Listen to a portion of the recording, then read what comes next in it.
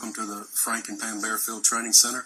I'm Captain Keith Sescaliba with the Hoover Police Department, and we're here today to provide you with the latest update in the Carlee Russell investigation.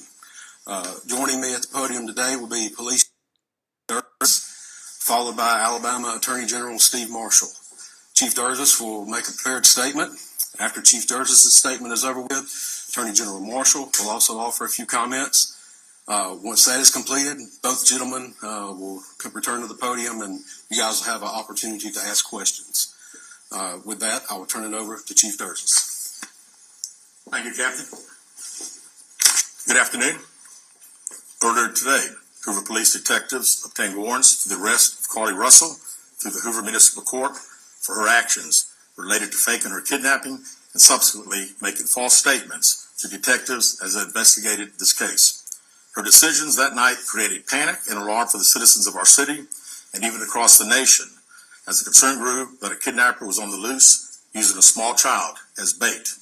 Numerous law enforcement agencies, both local and federal, began working tirelessly not only to bring Carlee home to her family, but locate a kidnapper that we know now never existed. Many private citizens volunteered their time and energy into looking for a potential kidnapping victim that we know now was never in any danger. This story opened wounds for families whose loved ones really were victims of kidnappings, some of which even helped organize searches in hopes they could find Carlee's alive so her family would not experience the pain and suffering that they felt when their loved ones never returned home. As we know, actions can have consequences, and that's why we're here today. This afternoon, Carlee Russell, with the assistance of her attorney, turned herself into the Hoover City Jail, where she was arrested for the following charges: false reporting to law enforcement authorities, Class A misdemeanor, $1,000 bond; falsely reporting an incident, a Class A misdemeanor with a $1,000 bond. Each of these charges carry up to a year in jail and potential fine of $6,000 upon conviction. Ms. Russell was released from jail after posting bond. We initially presented this case to District Attorney Lanice Washington, who agreed to handle prosecution through district court.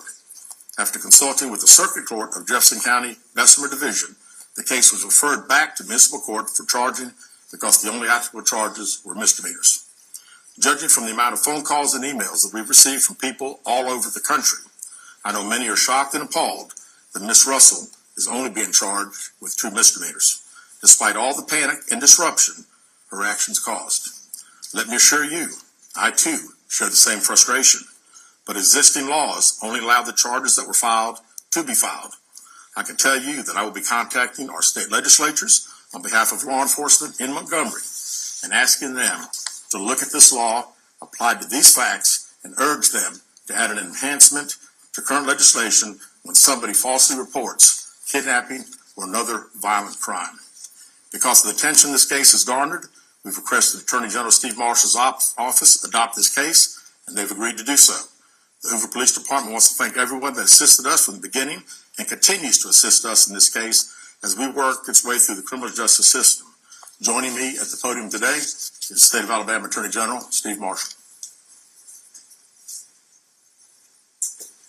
Thank you, Chief. Let me begin by commending Hoover Police Department Chief Durgis for his leadership in this investigation. Obviously, this captured many's attention as a result of not only the allegations themselves, but also the concern about a possible victim and being able to return her home. The work that was done by the Hoover Police Department was monumental in its lift, and the results of that work you are seeing come to fruition today with the charges that have been levied. I also want to commend the many other men and women of both state and federal law enforcement for their work collaboratively with the Hoover Police Department in assisting in this investigation. Chief, appreciate the opportunity to be able to partner with you in this prosecution. We will dedicate a team to be able to help the city of Hoover in handling these 2 individual charges and look forward to bringing this case to fruition. One thing I would add is that we don't see this as a victimless crime.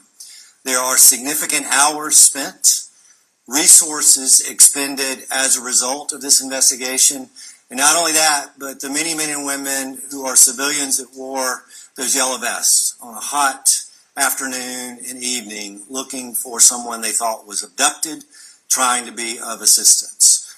We intend to fully prosecute this case and look forward to working with the Hoover Police Department moving forward.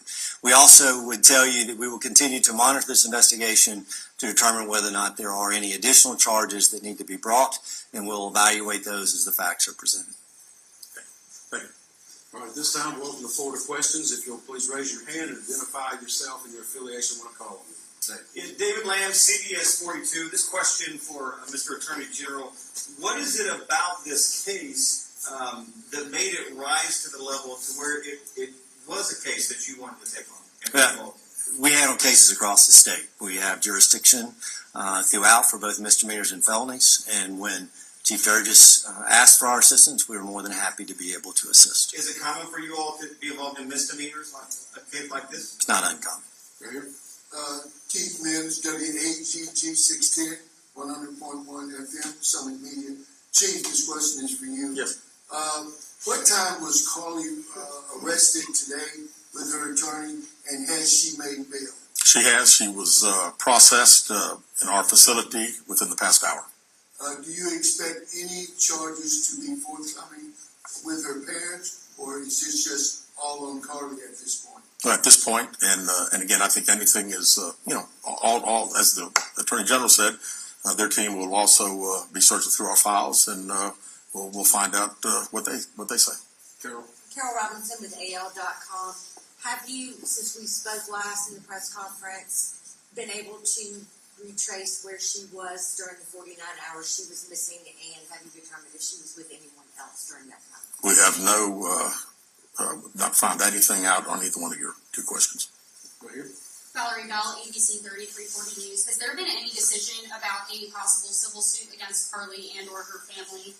Also, what impact would this have on Hoover Police Department filing a suit have on the criminal case as well? Yeah, we have not discussed that. Of course, we talked about the hours of overtime and all the significant resources that we used. And we'll certainly be talking to the Attorney General's office about possibly getting some of those funds returned to us.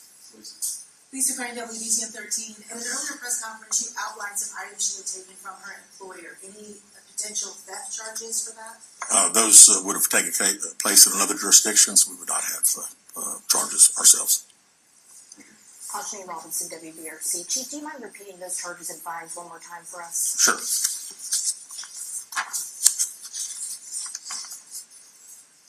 False reporting to law enforcement authorities, Class A misdemeanor with $1,000 bond.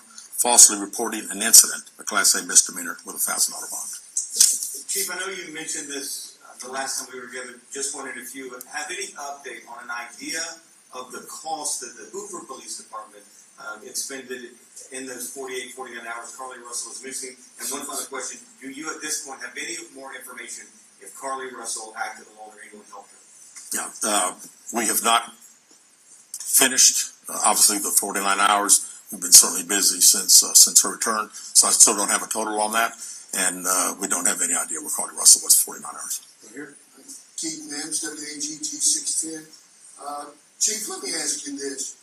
Going forward, there's been a lot of concern in the community as per young black and brown females being reported missing.